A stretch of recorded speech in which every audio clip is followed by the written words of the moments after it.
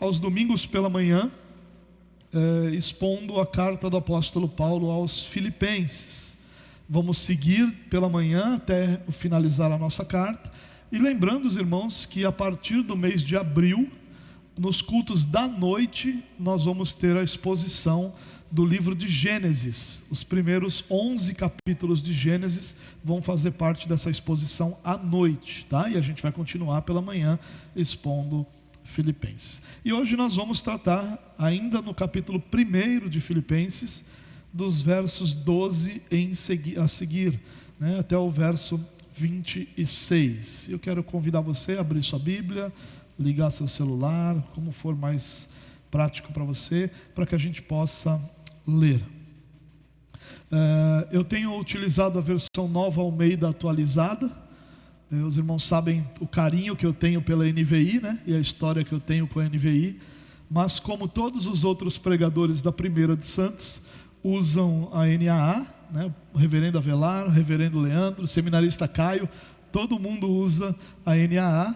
Eu cedi, né, a essa pressão, né, e estou utilizando a NAA. É uma versão excelente, né? A NVI é só uma questão de que faziam 20 anos que eu estava com ela, e isso já era parte de mim, né? Mas estou me adaptando aqui com a NAA. É uma versão muito boa, realmente muito boa, e que vai contribuir aí. Então, se você for comprar uma nova Bíblia, né, busque aí essa versão Nova Almeida atualizada, que você vai ter uma ótima versão para os seus estudos. Mas vamos lá. Filipenses capítulo 1, a partir do verso 12 até o verso 26. O texto diz assim: quero ainda, irmãos, que saibam que as coisas que me aconteceram têm até contribuído para o progresso do Evangelho, de maneira que toda a guarda pretoriana e todos os demais sabem que estou preso por causa de Cristo. E os irmãos, em sua maioria, estimulados no Senhor por minhas algemas, ousam falar a palavra com mais coragem. É verdade que alguns proclamam Cristo por inveja e rivalidade, mas outros o fazem de boa vontade. Estes o fazem por amor, sabendo que eu estou incumbido da defesa do Evangelho. Aqueles, porém, pregam Cristo por interesse pessoal, não de forma sincera, pensando que assim podem aumentar meu sofrimento na prisão. Mas que importa? Uma vez que de uma forma ou de outra Cristo está sendo pregado, seja com fingimento, seja com sinceridade, também com isto me alegro. Sim, sempre me alegrarei. Porque estou certo de que pela súplica de vocês e com a ajuda do Espírito de Jesus Cristo, isto resultará em minha libertação. Minha ardente expectativa e esperança é que em nada serei envergonhado, mas que com toda a ousadia, como sempre, também agora, Cristo será engrandecido no meu corpo, quer pela vida, quer pela morte. Porque para mim o viver é Cristo e o morrer é lucro. Entretanto, se eu continuar vivendo, poderei ainda fazer algum trabalho frutífero. Assim, não sei o que devo escolher. Estou cercado pelos dois lados, tendo o desejo de partir e estar com Cristo, o que é incomparavelmente melhor, mas por causa de vocês, é mais necessário que eu continue a viver. E convencido disto, estou certo de que ficarei e permanecerei com todos vocês, para que progridam e tenham alegria na fé. Desse modo, vocês terão mais motivo para se gloriarem em Cristo Jesus por minha causa, pela minha presença, de novo, no meio de vocês. Muito bem.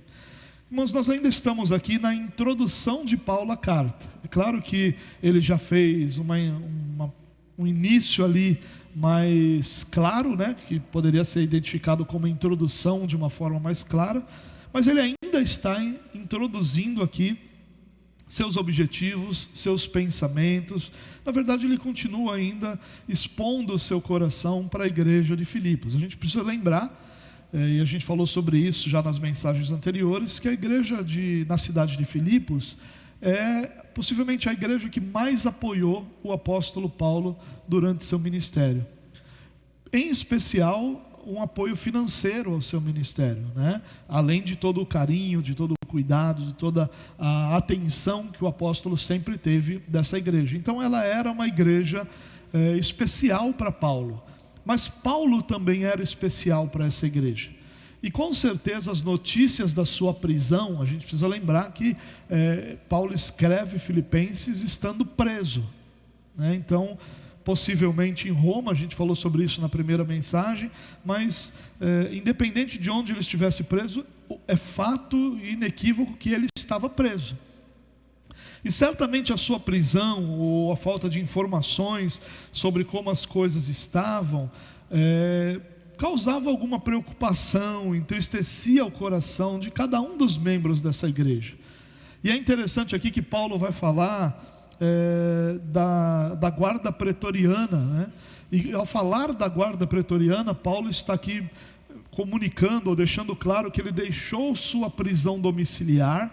Era muito comum que naquela época existisse uma prisão domiciliar, que funcionava basicamente assim: ele bancava todas as custas da sua prisão e o império destacava uma guarda para estar ali em seu cuidado, ou dando ali toda a supervisão, mas ele que bancava todo o seu custo no aluguel de uma casa, no aluguel de algum local. E quando chegava o momento do seu julgamento, ele era transferido então para um outro local, para aí sim ficar numa cela, aí sim ficar numa prisão, e como conta a história, né, algemado, sempre algemado, a um guarda da guarda pretoriana. E muitos dos historiadores vão dizer que essa guarda pretoriana tinha turnos de 6 horas, e que pelo menos 4 guardas diferentes passavam o dia com Paulo. Então Paulo está numa situação aqui diferente daquela prisão domiciliar que ele tinha anteriormente, né? Pelo menos é o que ele demonstra aqui com a guarda. E isso com certeza causou algum tipo de tristeza ou de preocupação na igreja de Filipos, ou na igreja dos filipenses, né? O apóstolo então estava preso, a igreja que o amava certamente estava preocupada com ele, e para deixar o coração dos irmãos mais tranquilos, Paulo vai lidar com esse assunto da sua prisão já no início da carta, já na introdução da carta. E aí ele tira esse assunto da frente para poder tratar dos assuntos que realmente são os principais da carta que ele vai escrever aos filipenses.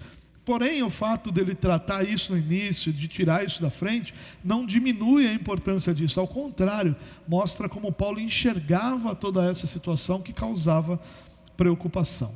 Nós lemos o texto, irmãos, e Paulo aqui nos ensina algumas coisas muito valiosas, que são preciosas para a nossa vida. Por isso que eu chamei essa mensagem de alegres em meio ao sofrimento. Imagine a situação de Paulo naquela época, sem nenhum tipo de recurso de água potável, de energia elétrica, de conforto para o descanso, nada disso, apenas uma cela possivelmente úmida, fria, escura, algemado constantemente a um guarda da guarda pretoriana, sem nenhum tipo de liberdade e sem nenhum tipo de conforto.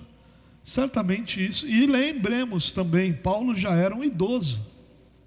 Nós não estamos falando de um jovem que, por causa da sua força física, poderia suportar um pouco mais de dificuldades. Não, a gente já está falando de um idoso, já com as suas limitações naturais da idade. E aí Paulo então vai tratar desse assunto. Então eu digo que isso aqui é uma introdução porque ele começa dizendo assim: quero ainda, irmãos. Ou seja, ele fala na sua introdução de como ele enxergava os filipenses, de como ele louvava a Deus por quem eram os filipenses, pela postura deles, pelo testemunho deles. Mas ele diz: quero ainda que vocês saibam, ou seja, eu quero continuar nessa introdução falando sobre a minha prisão. E aí Paulo então vai falar sobre a alegria em meio ao sofrimento. A primeira coisa que Paulo vai nos ensinar aqui, irmãos, a primeira coisa que ele faz, na verdade, né, e que tem um ensino muito valioso para nós, é que ele tira a atenção de si mesmo e ele aponta para o Evangelho.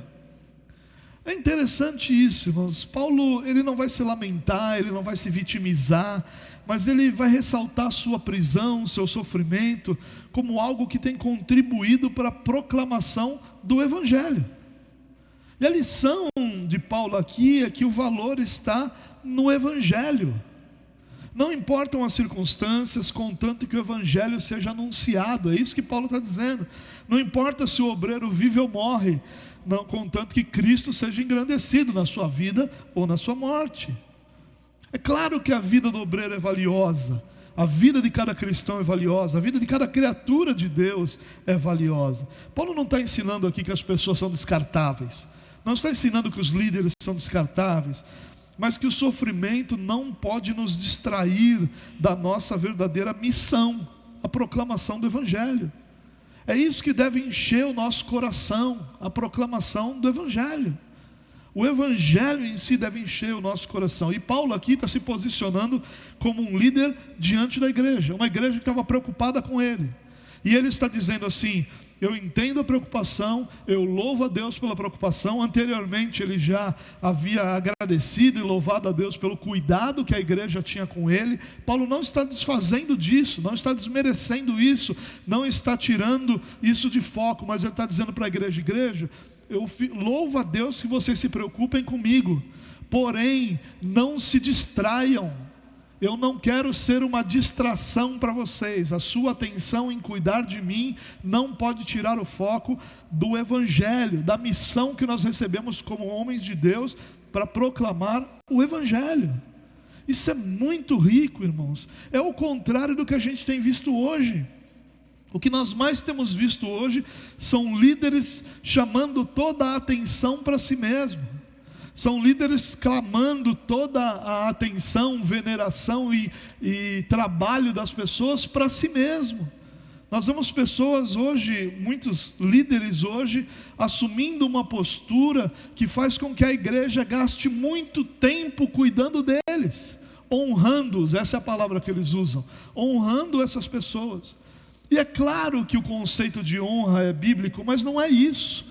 O que Paulo está dizendo é: louvado seja Deus porque vocês se preocupam comigo, mas a preocupação de vocês comigo precisa ter um limite.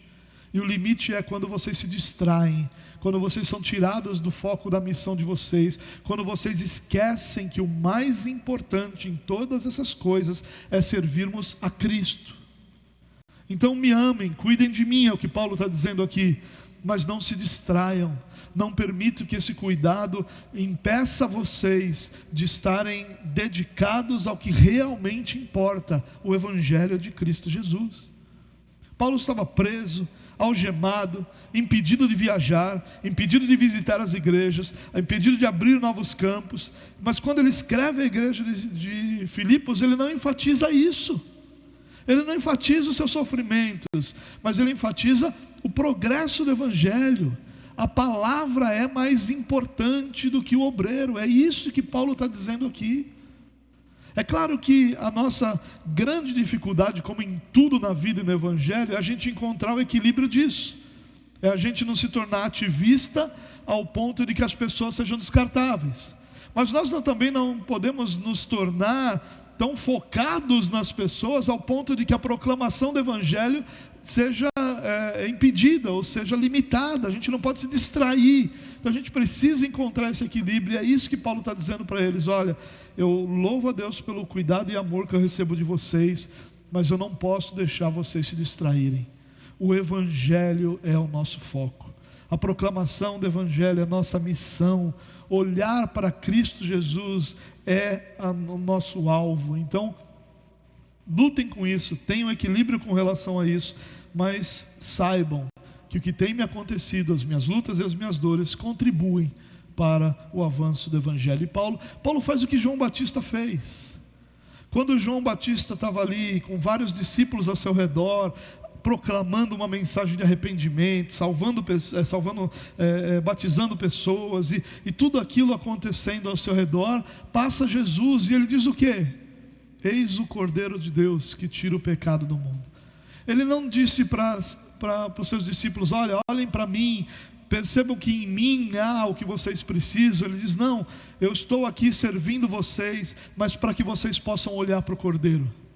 O meu trabalho existe para que vocês olhem para o Cordeiro. O que Paulo está dizendo, o meu sofrimento existe para que o Evangelho possa prosperar, para que o Evangelho possa ser proclamado. Não se distraiam, não se dediquem exclusivamente à atenção com a minha vida, é o que Paulo está dizendo, mas lembrem-se que a proclamação do Evangelho é mais importante.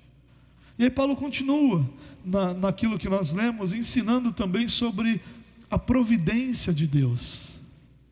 Essa é a segunda questão que a gente poderia ressaltar aqui, é que Paulo primeiro faz a igreja olhar de forma mais atenciosa para a proclamação do Evangelho, para o Evangelho em si, mas agora ele também faz a igreja olhar e entender que nada do que aconteceu com ele foi por acaso, que as lutas, que as dores, que o sofrimento do apóstolo tem contribuído para o progresso do Evangelho.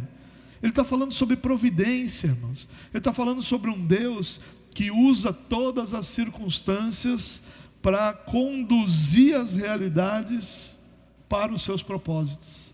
Um Deus que usa todas as circunstâncias, até mesmo as perseguições humanas, até mesmo a fúria do próprio Satanás. Todas essas realidades são usadas por Deus para trazer glória a si mesmo e para fazer com que os seus propósitos se cumpram. Um teólogo chamado William Barclay diz o seguinte: a palavra que Paulo usa aqui para progresso do Evangelho, ela é muito expressiva. É um termo usado para designar o avanço de um exército, um avanço de uma expedição. E esse substantivo provém do verbo que significa derrubar de antemão, e se aplica ali ao corte das árvores e toda a remoção de impedimento que impediam a marcha do exército. Então olha que interessante, Paulo está dizendo que a sua prisão tem servido para o progresso do Evangelho, mas a palavra que ele usa para esse progresso é um progresso vitorioso. A palavra não está só sendo proclamada, a palavra está sendo anunciada de forma efetiva. Pessoas têm ouvido essa palavra e o Espírito Santo tem aplicado essa palavra ao coração das pessoas. Assim como um exército marcha, derrubando árvores, derrubando o que precisar para seguir adiante, assim Deus tem feito com a proclamação do Evangelho, apesar da prisão de Paulo. Mas nós precisamos ser lembrados constantemente que Deus conduz todas as coisas para que elas desaguem no cumprimento dos seus propósitos. Nada acontece fora do controle do Pai. Nada, por mais difícil que seja, é experimentado fora do governo de Deus. Nada. Nosso Deus é o Deus da providência. Ele é o Deus que transforma situações de dor, de luta, de angústia em situações onde o seu próprio nome é exaltado, onde sua própria glória é reconhecida. E Paulo não está dizendo isso apenas de forma genérica, não, mas ele vai listar no texto que nós lemos aqui uma série de acontecimentos, e ele vai mostrá-los como fruto da soberana providência de Deus. Olha que interessante, Paulo vai dizer primeiro que a guarda romana, a guarda pretoriana e os demais, e provavelmente os demais ali significam os demais do palácio, para onde Paulo foi levado e onde ele ficou na prisão, os demais que estavam no entorno ali dessa parte administrativa e jurídica, todos esses foram conhecedores de que Paulo estava preso por causa de Cristo. Um teólogo brinca dizendo que Paulo tinha no mínimo 4 oportunidades de evangelismo por dia. Os 4 guardas que ficariam algemados a ele ao longo das 6 horas do turno. E que Paulo aproveitou essa oportunidade para proclamar o evangelho para cada um deles. Mas não só para eles, porque eles saíram de lá levando essa notícia e outros ficaram sabendo. E todas as oportunidades que Paulo teve de proclamar o evangelho, Paulo aproveitou. Olha que interessante, ele está dizendo: a minha prisão fez com que pessoas que não seriam evangelizadas, porque elas estariam lá na prisão ao longo do dia, presos a outros prisioneiros, eles fossem evangelizados. Fez com que pessoas que estavam ali cuidando de toda essa situação fossem evangelizadas. Providência de Deus. Paulo lista uma outra providência, ele diz: olha, os irmãos foram encorajados a continuar a obra iniciada pelo apóstolo. Já que Paulo está preso e está impedido de proclamar, vamos nós assumirmos esse lugar e vamos continuar proclamando. Os irmãos então são encorajados a continuar proclamando o Evangelho. Paulo lista uma outra providência, ele diz: olha, até aqueles que pregam por interesse pessoal estão anunciando a Cristo. E um detalhe importante, um parêntese importante aqui, irmãos, para que a gente não fique dizendo aquelas frases. Importante é falar de Jesus, que a gente fala sobre algumas denominações que não deveriam nem ser chamadas de cristãs. O que Paulo está dizendo aqui não é que pessoas estão pregando um outro evangelho, mas o importante é pregar. Ele não está dizendo isso. Se essas pessoas estivessem pregando aquilo que é heresia, Paulo estaria combatendo isso. Essas pessoas estão pregando a mensagem que Paulo chama de evangelho, não outro evangelho que ele chamou de anátema, mas o evangelho, pela motivação errada. O que esses homens tinham como motivação era causar tristeza a Paulo. Paulo, você está preso aí, os outros que não gostavam de você estão prosperando, estão anunciando o evangelho, assumiram o seu lugar. Como se isso fosse causar em Paulo alguma tristeza, dizer: meu Deus, eu estou preso aqui, olha as pessoas aí que nem crentes são direito para anunciando o evangelho. Mas a mensagem era correta. Paulo não está dizendo aqui que a mensagem é herege, ou que a mensagem não é verdadeira. Não, ele está deixando claro que é. O fato aqui é que a motivação, o porquê essas pessoas pregavam o evangelho, é que estava errado. E ele diz: mesmo essas pessoas com motivação errada, elas estão anunciando a Cristo, providência de Deus, que está anunciando o evangelho. Aqui talvez a gente tenha um paralelo meio semelhante a de Jonas. Quando Jonas vai pregar em Nínive, ele claramente não tem intenção nenhuma de fazer uma boa pregação. Ele passa pela cidade rapidamente, uma mensagem que talvez demorasse alguns dias para que a cidade toda ouvisse. Ele passa rapidamente pela cidade pregando aquela mensagem que a gente não sabe nem qual é, mas que produz um efeito. A mensagem era correta, a motivação do coração de Jonas não era, mas a mensagem era correta. E quando a mensagem é anunciada, o Espírito Santo a aplica no coração dos eleitos. E o que Paulo está dizendo é isso. O que as pessoas precisam é ouvir o evangelho, porque Deus estabeleceu que chamaria para si os eleitos através da pregação do evangelho. Então, para que as pessoas sejam salvas, elas precisam da pregação do evangelho. Elas não precisam de alguém dizendo Jesus te ama, ou de um abraço cristão. Elas precisam da pregação, da proclamação do evangelho. E quando o evangelho é proclamado, essas pessoas, o Espírito Santo aplica a palavra ao coração dos eleitos, para que eles sejam então salvos. E o que Paulo está dizendo é isso.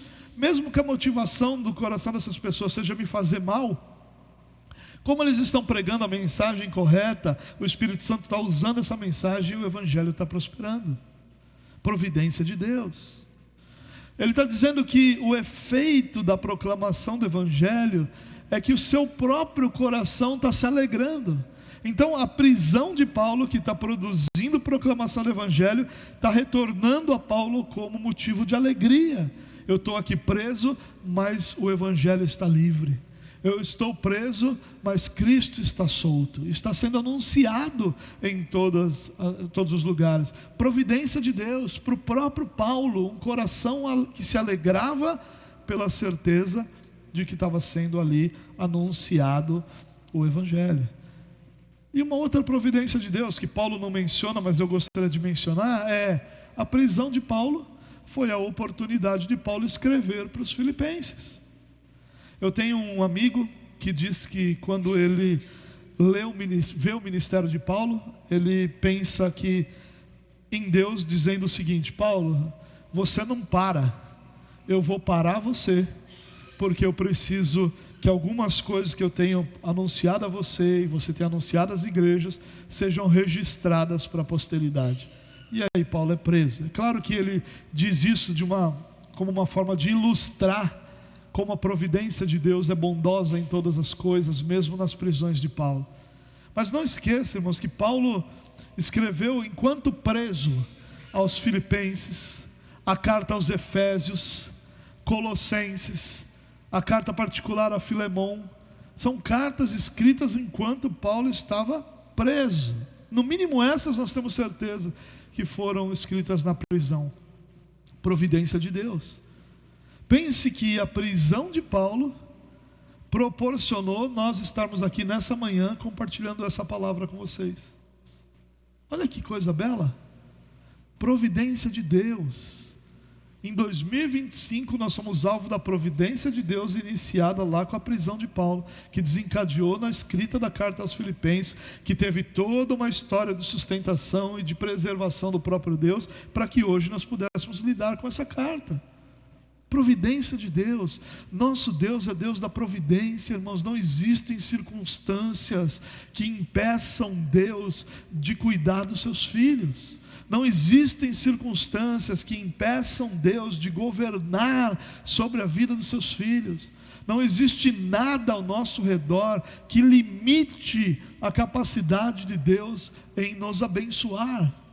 Deus é um Deus de providência. É isso que Paulo está tentando dizer. Pare de ficar lamentando a prisão e comece a enxergar o efeito da prisão, que é a providência de Deus. Nosso Deus é um Deus providente que tem abençoado a cada um de nós. Mas Paulo continua na carta e ele continua encorajando a igreja. E aqui o que Paulo faz é encorajar a igreja a não desanimar durante as lutas da vida. Então, primeiramente Paulo tira o foco de si e aponta para o Evangelho. Depois Paulo nos lembra que o nosso Deus é um Deus de providência, e ele apresenta várias razões para que nós pensemos e lembremos de que Deus é um Deus de providência. E agora na sequência ele vai encorajar a igreja a não desanimar durante as lutas da vida. E aqui é quando ele vai falar no versículo 19, porque estou certo que pela súplica de vocês, com a ajuda do Espírito de Jesus Cristo, isso resultará em minha libertação. Paulo está dizendo para a igreja: não desanime. Eu confio que a intercessão de vocês, a oração de vocês, o amor que eu tenho recebido de vocês, vai resultar na minha libertação. Ele demonstra essa confiança na sua libertação. As circunstâncias não deixaram Paulo abatido, no sentido de não ter mais forças para seguir. Ao contrário, fizeram com que ele alimentasse a esperança, tanto da sua soltura, quanto da glorificação de Cristo na sua vida. Ele está certo que Cristo vai ser glorificado, que eu não vou ser envergonhado e que Deus vai ser glorificado em minha vida.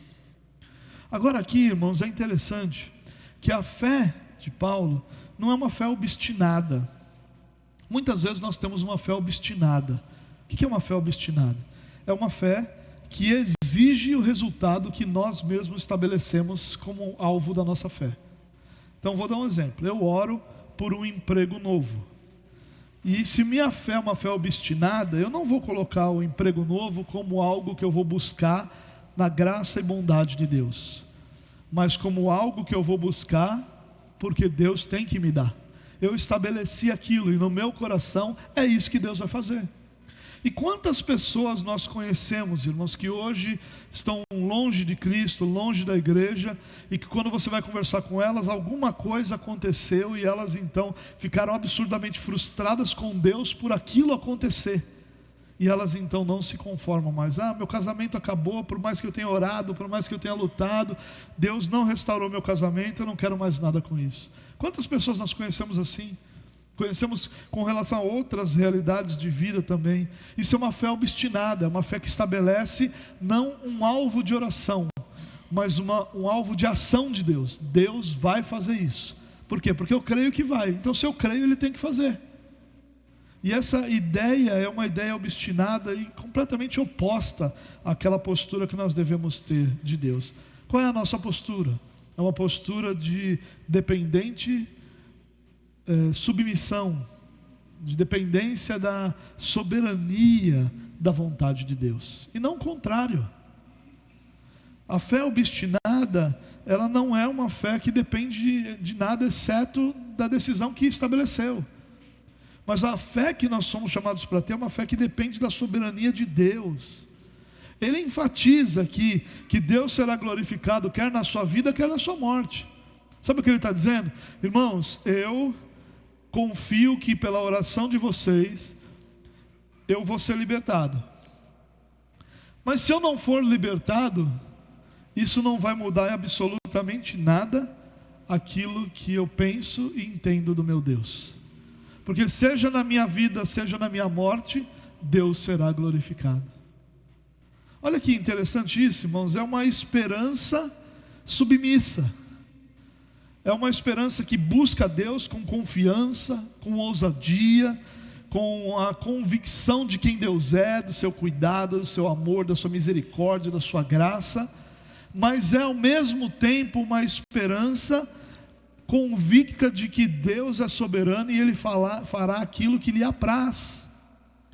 É uma excelente explicação da oração de Jesus quando Ele fala sobre passar de mim esse cálice. Pai, se possível, passa de mim esse cálice, mas, ou seja, essa é a esperança, esse é o pedido, esse é o desejo do coração naquele momento, mas que não seja segundo a minha vontade, mas segundo a sua vontade. Então eu creio nisso, eu creio que o Senhor pode. Eu creio, eu tenho fé para pedir, porque eu sei que o Senhor pode. Mas acima do meu pedido está a tua soberania. Então seja a sua resposta a que eu quero no meu coração, ou seja diferente dela, eu confio no Senhor. Não percam as esperanças, porque seja uma ou outra resposta, Deus sempre estará sob controle. E sempre cumprirá o seu propósito, e sempre será glorificado em cada parte, em cada momento, em cada realidade da vida do crente. Ele demonstra essa esperança de ser liberto, mas sabe que a sua fé deve se submeter à vontade de Deus. Ele sabe disso. Por isso ele deixa claro que seja qual for a vontade de Deus, ele sabe que Cristo será glorificado. Isso é um encorajamento de Paulo. Sabe qual é o encorajamento de Paulo? Irmão, ore, confie, busque, peça a Deus, mas entenda que seja qual for a resposta dessa oração, o amor de Deus por você não muda, a soberania de Deus não muda, e não deve mudar também o seu sentimento pelo Senhor. É isso que ele está dizendo. Confie, peça, ore, busque em Deus, mas quando a resposta for não, louve-o, exalte-o, glorifique-o da mesma forma, porque ele também respondeu a oração, fazendo aquilo que era melhor, porque só ele sabe o que é melhor para a nossa vida e para o nosso coração. Só ele sabe. Por fim, Paulo vai... É interessante o que Paulo faz aqui, né? Paulo olha para o passado, dizendo, olha, o que me aconteceu, as coisas que me aconteceram, e aconteceu muita coisa com Paulo. Não foi só essa prisão, mas muitas outras coisas aconteceram ao longo da sua vida e ministério. Aí depois ele olha para o presente, está dizendo, olha, hoje a minha esperança é de ser liberto. Hoje a minha esperança é de vocês continuarem orando e que o trago seja liberto. A minha esperança é que eu não vou ser envergonhado. A minha esperança é que na vida ou na morte, Deus está comigo. E agora ele olha para o futuro, dizendo, olha, para o futuro eu estou em dúvida.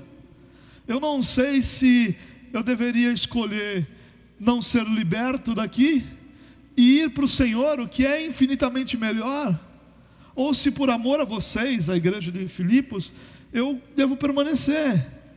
E aí ele diz, olha, mas eu sei que para vocês o melhor é que eu fique vivo, para que eu possa continuar servindo vocês, para que eu possa continuar amando vocês, para que eu possa continuar fazendo aquilo que o Senhor me concedeu fazer diante de vocês.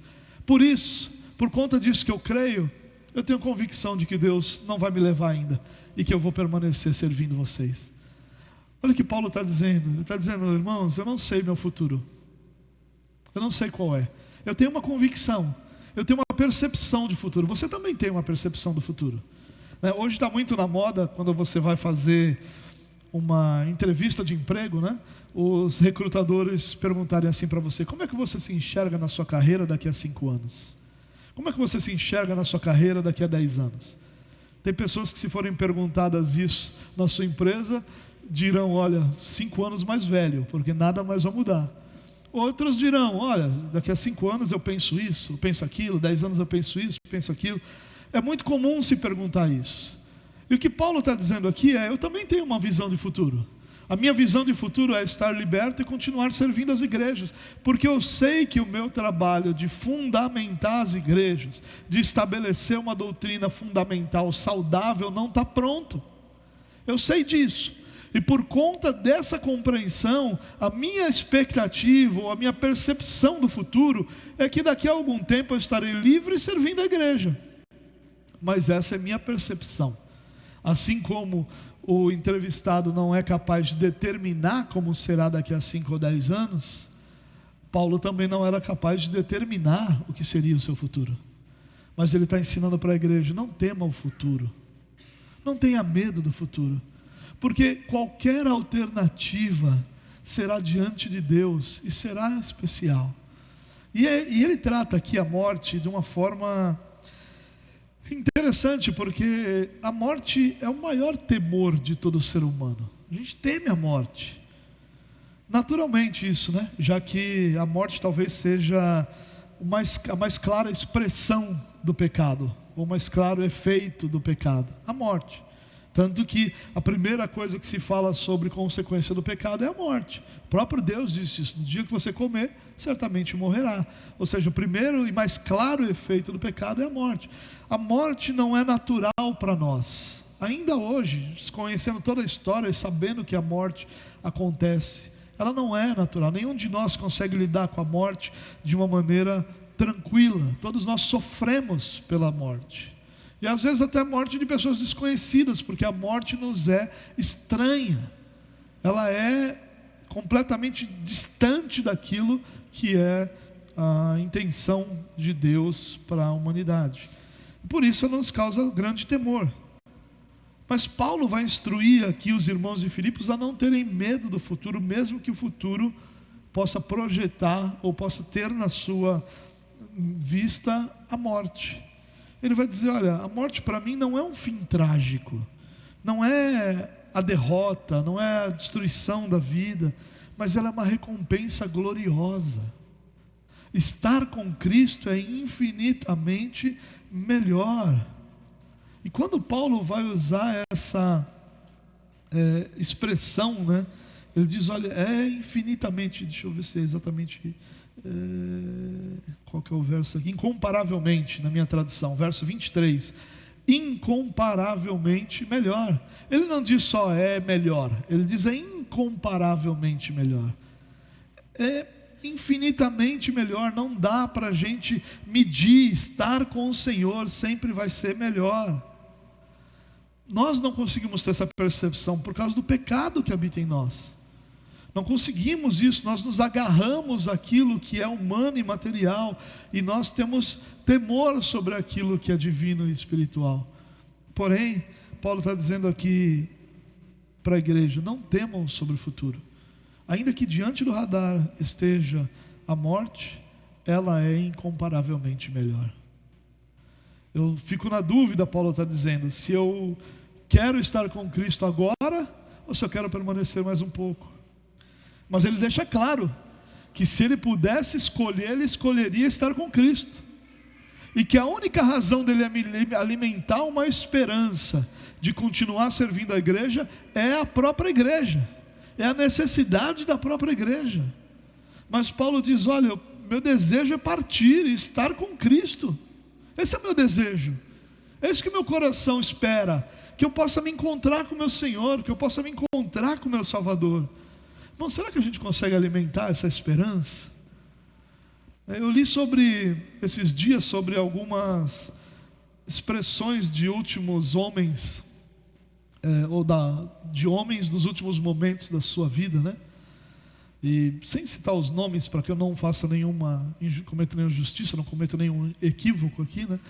2 me chamaram muito a atenção. Um que pediu para sua família parar de orar para que ele fosse curado, porque ele queria estar com seu Senhor. E um outro disse uma coisa muito bela também. Ele disse assim: olha, eu imaginei que na minha morte eu iria ao céu, mas é o céu que está vindo me buscar. A percepção desses homens à beira da morte era: está tudo bem, eu estarei com Cristo. É claro que a saudade, a tristeza daqueles que estão ao redor e que ficam, ela existe para qualquer um.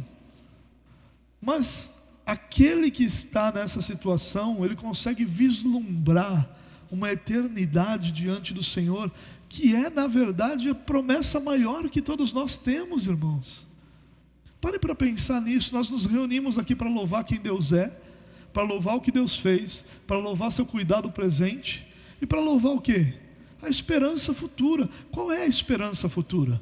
É de que nós vamos ser felizes aqui nessa terra? É de que nós vamos ser vencedores aqui nessa terra? É de que nós teremos tudo o que nós queremos aqui nessa terra? Não! A esperança futura não é nada disso. A esperança futura é estar com Cristo. E é isso que Paulo diz aqui: meu desejo é partir e estar com Cristo, que é incomparavelmente melhor do que qualquer outra realidade que eu tenha. E Paulo está dizendo isso não é para se mostrar alguém que não teme a morte. Eu não tenho medo da morte. A hora que a morte vier, eu vou para o meu Senhor. Um teólogo uma certa vez diz isso, né? Tudo que a morte pode fazer é me entregar nas mãos do meu Salvador. A morte não tem nenhum outro poder senão esse, o de me conduzir às mãos do meu Salvador. Mas Paulo não está aqui se mostrando alguém dizendo: eu não temo a morte, eu sou um ser superior que já passou por isso, e a morte para mim, não é nada disso. Paulo está dizendo: esse é meu desejo, porque essa é a minha esperança. Mas Paulo diz isso por uma razão: para que a igreja seja encorajada a não temer o futuro. Meu irmão, minha irmã, não tem nada no seu futuro que Deus não tenha colocado lá. Você precisa lembrar disso. Não tem nada no seu futuro que não tenha sido colocado lá pelo próprio Deus, porque não existe futuro à parte de Deus. O nosso futuro não é o acaso. O nosso futuro não são circunstâncias que determinam, mas é o próprio Deus. O que Paulo está dizendo é: não tema o futuro. O futuro não precisa ser temido, porque assim como hoje não precisa ser temido, porque está nas mãos do nosso Deus, o nosso futuro está nas mãos do nosso Senhor. É Ele quem nos sustenta hoje e que continuará nos sustentando por todos os dias da nossa vida. Não tema o futuro. Confie no Senhor, que o futuro que Ele colocou lá para todos nós é o futuro onde Ele mesmo será glorificado.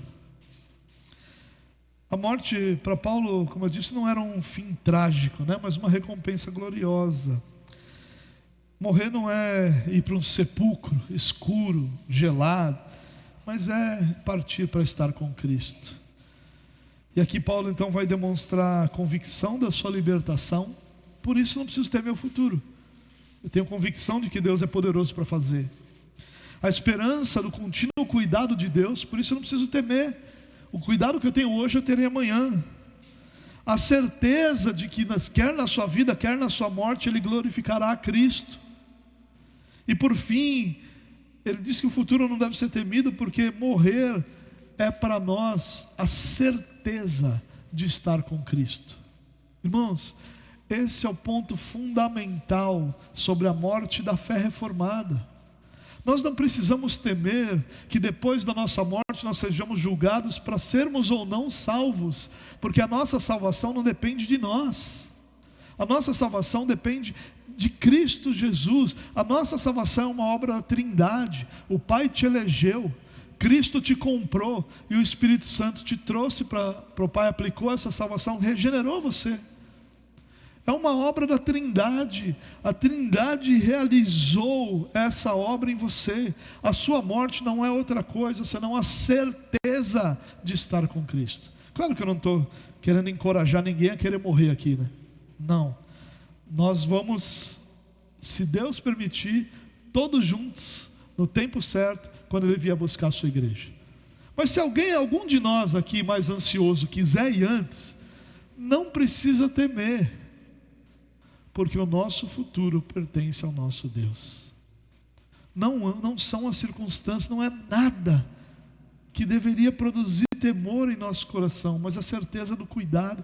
Quando você olha para trás, você é capaz de dizer que Deus cuidou de você até agora? E por que você temeria lá na frente? Será que o cuidado que Deus teve até agora foi porque você mereceu e você não vai merecê-lo lá na frente? Não. Ele cuidou de você, como o próprio texto bíblico diz, nos amou quando éramos ainda pecadores. Agora que nós somos filhos, o seu cuidado é muito mais visível, é muito mais certo, é muito mais convicto para todos nós. Então, o mesmo Deus que quando você olha para trás e vê que Deus cuidou de você até aqui, é o mesmo Deus que continuará cuidando de você por todos os dias da sua vida. E que quando essa sua vida terrena terminar, o que acontecerá é que a morte vai te entregar para o teu Salvador, para que diante do teu Salvador você viva por toda a eternidade. Olha que coisa bela, para um homem preso diante de um sistema que parece justo, como era o sistema jurídico romano, mas não há justiça entre os homens que julgam, entre os homens que tratam desse assunto. Não há justiça. Há vislumbres da justiça, mas uma justiça verdadeira e plena não há. Tudo poderia acontecer com Paulo.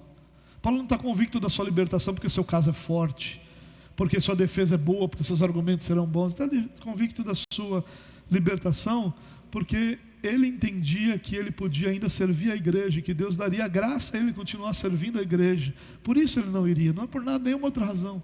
Porque se Paulo não fosse mais útil à igreja, Paulo estaria nos dizendo aqui: olha, cumpri minha missão, está na hora de partir. E ele falaria isso com a certeza de que iria para Cristo. Não tema seu futuro, irmão. O mesmo Deus que quando você olha para trás cuidou de você, é o mesmo Deus que cuida de você hoje e que tem sustentado você hoje. E é o mesmo Deus que continuará cuidando de você amanhã, por todos os dias da sua vida, até que a morte te entregue ao teu Salvador por toda a eternidade e para a glória de Deus. Amém? Vamos orar. Senhor, muito obrigado por essa manhã, obrigado por tua palavra, obrigado por nos ajudar a entender que os momentos mais sombrios da nossa vida também são momentos do teu cuidado, da tua bondade, da tua presença. Ajuda-nos, Deus, a sermos encorajados por essa palavra, para que em nossas lutas e angústias nós possamos confiar no Senhor e somente no Senhor. E que o amor do nosso Deus e Pai, a graça do nosso Senhor e Salvador Jesus Cristo e as doces consolações do Espírito Santo de Deus sejam sobre a sua vida hoje e para sempre. Amém. Amém.